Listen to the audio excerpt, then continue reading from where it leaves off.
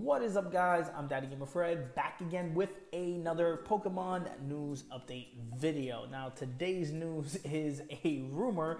I just want to get that out there. So, again, take it with a grain of salt, but it's definitely worth going over and worth talking about it.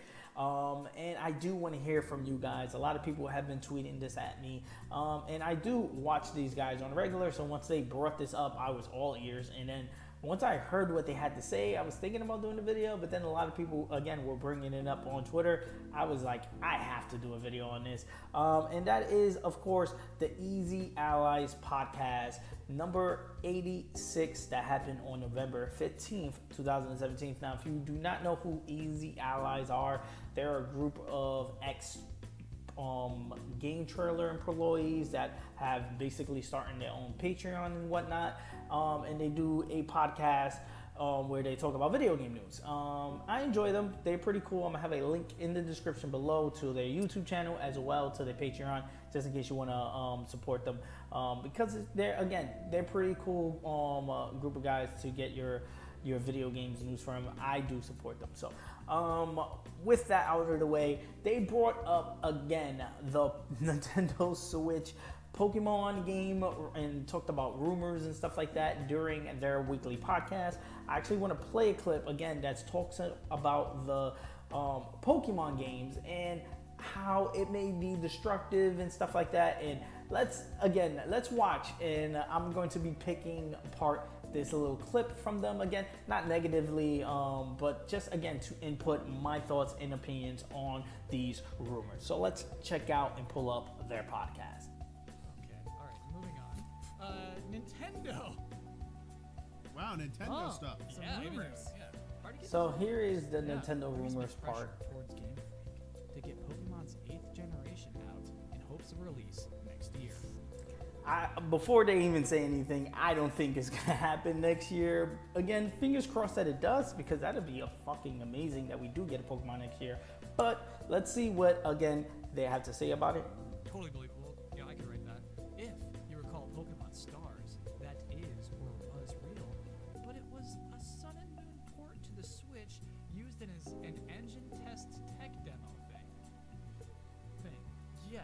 So I guess what they're saying there is that Stars was maybe going to come out this year, and Nintendo said no. And that's where probably all those initial rumors came from. People probably heard it from someone who saw the demo running on the Switch internally. Oh, we talked about Stars a lot. And then they were like, "Oh, I saw it running on Switch. It's coming." Yeah. But then, again, confirming that Pokemon Stars, that big rumor game, was just a demo running on the Nintendo Switch. Again, this is all rumors and speculations at this point. They're not really confirming or denying anything. But let's, again, continue, because it does get more juicier as it goes on. And this rumor's like, actually, it was just a demo. Yeah. Not happening.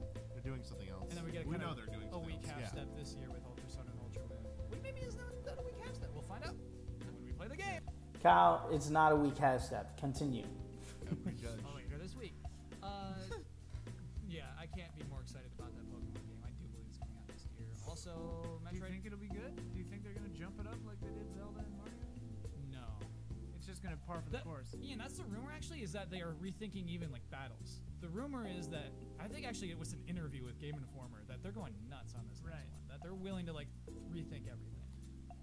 Yes, I have heard. Ooh, tell me how to, Again, this is where a lot of people are drawing their rumors from this guy right here, Mr. Nintendo from Game Trailers, Damiani, bringing up that he have heard some leaks, some new rumors. So let's hear it before we dissect our opinions into it. Here we go. Reliable people. That Game Freak was very anxious, or very nervous. I keep saying anxious. Very nervous about doing any kind of radical departure for Pokemon. Yeah. So they sell so well. Why would you mess with that? And they haven't changed it. There's no need to do it. Yeah.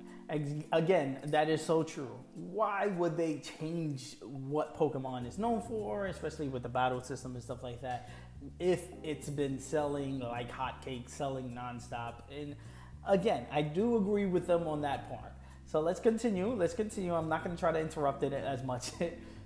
But apparently Breath of the Wild, its reception, and the reaction to Mario at E3 so overwhelmingly positive that it convinced them that they need to make the next Pokemon game as disruptive as those two games were. That's going to be as big of an innovation and a step forward for Pokemon as those were. I don't wonder what they would do. I don't trust Game Freak to be disruptive. I'm gonna stop it right there. Not to bash Kyle Bossman, which is, to me, again, this is not gonna be a hateful video at all. He said he doesn't trust Game Freak to be destructive. Again, that's neither here nor there. He is entitled to his opinion. Them being the creators of the Pokemon game, I would hope that they do have, this in them to be as destructive as possible. Again, to destructive meaning not in a bad way, but in a way to recreate the Pokemon franchise, to give it new breath, new life on the Nintendo Switch, just like what we've seen with Zelda Breath of the Wild and Mario Odyssey. Now, yeah, those games kind of just went to a return to form.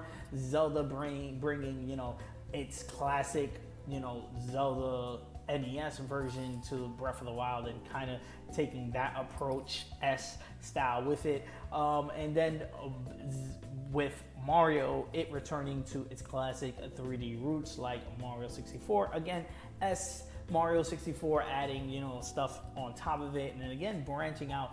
Did the Pokemon Company actually feel a certain way after the great reception that came from Zelda Breath of the Wild and Mario on Switch?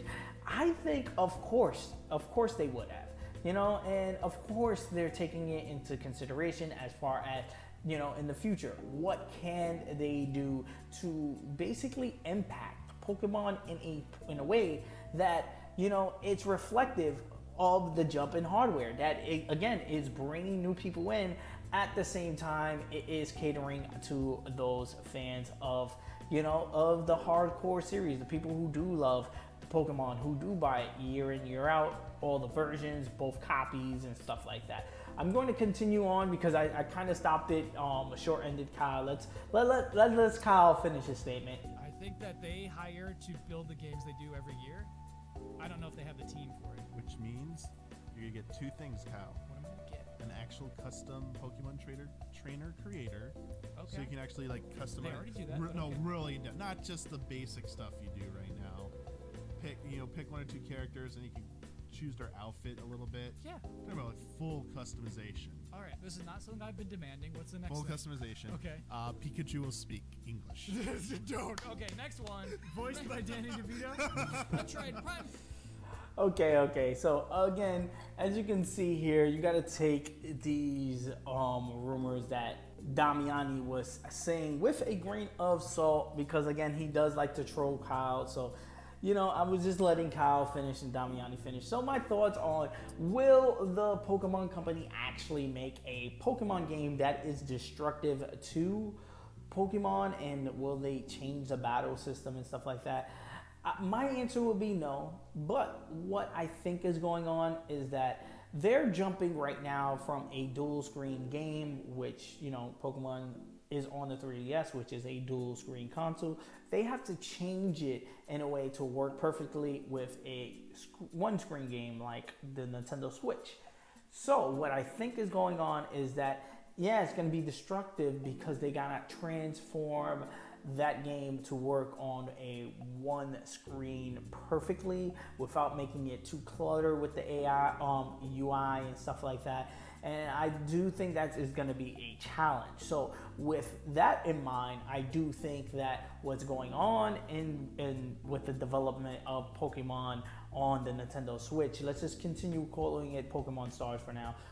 What's going on with Stars on the Switch is that, yeah, they kind of are in a place where they're looking at it and like, we're gonna have to make this different than what we usually been doing, especially going into the Nintendo Switch, because of the hardware we got, the hardware that it is, literally two controllers walking around with this console at any time. You could prop it up, you could put it on the screen, you could share your experiences at home. This could be a two-player Pokemon game experience that we, been all clamoring and wanting. Also, like he said, it could just be destructive as, just a new wardrobe option or a new creative character option. I don't think we're going to get stuff too in depth like what he said about, again, he was trolling saying Pikachu could speak because, again, he's trolling about the new Pokemon movie spoilers. Again, I don't know where I fall on this. I think when he said that Pokemon, on Switch is going to be destructive, I think it falls in line of it being brought into a single screen space, because I do believe if indeed the rumors were true that Pokemon Stars were seen running on the Nintendo Switch in a demo quote unquote format, if that is true, then I think the next games we probably will see them next year. Yes, and then on top of that, they're probably just gonna be not a port of Sun and Moon, but maybe I don't want to say a update to the Sinnoh games, or Red and Blue 2, or whatever the case may be of the rumors that's going on right now. What I do think is that we're gonna see a game that looks almost identical to the Sun and Moon games, as far as how the camera works and stuff like that. It's gonna be not open world like Zelda. We're not gonna be able to spin the camera 360 around the character. But what I think is gonna happen is that we are gonna see a lot of subtle changes to what we love and hold dear to the battle system, like Damiani said, and that is because of just moving it from a dual screen down to a single screen, trying to not clutter it with UI, trying to make it work where it works pretty okay and fine. Now that could be again destructive to some, non-destructive to others. Again, I would love it to see a 3D Mario-esque style Breath of the Wild Pokemon game on the Nintendo Switch. Do I think they're going to be able to pull that off in 1 year? No. Do I think that the Pokemon Company can handle a game like that? Yeah, I do think they can. And, Kyle said that they can't, but again, he's entitled to his opinion.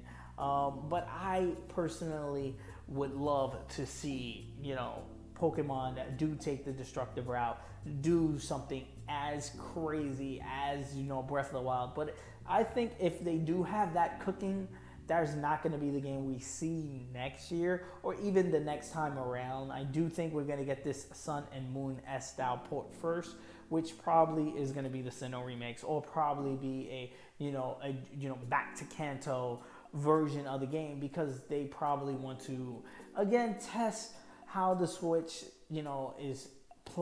how it runs well on the Switch, and how to make sure they can iron out for the next generation, which is going to be the 8th generation on the Nintendo Switch, and how that is going to be a dramatic step up to the previous versions of the game. And then we kind of see that if we're looking back at other versions of Pokemon, we do see them, when they did jump back for the remakes and stuff like that. It was like, if you think of, I want to say X and Y, and then you see how they stepped it up from X and Y to Omega Ruby and Alpha Sapphire. It was just a little bump, but it was, again, them pushing that game engine to its limits. And then you see the game engine change in a little bit of ways for Sun and Moon. You see them push it to the limit on Ultra Sun and Ultra Moon. Now I think what we're going to be seeing is them bring Ultra Sun and Ultra Moon's engine to a new hardware, and then we're going to see the grand change of things coming from, destructive Pokemon games. Like always, this is just my thoughts and opinion on the rumors. I want to hear yours in the comment section below. Like always, I'm going to be answering all comments. And let me know what you think we're gonna get first in Pokemon from Pokemon on Switch, and then let me know what is gonna be the destructive game, quote unquote, that everyone is talking about for the Pokemon on Switch later. Like always, I'm Daddy Gamer Fred on Instagram and Twitter, and you can bring the conversation there. I'm the American Gamer in Switzerland, right here on YouTube. And yes, I'm gonna be doing a ton of these Pokemon news update videos. The best place to catch them all is with a subscription. So please hit that subscribe button. Also hit the like button. It does help me out a ton as far as growing the channel is concerned. Ring the bell if you want to be notified on the next time I drop a video. Peace, and I'm gonna see you guys on the next one.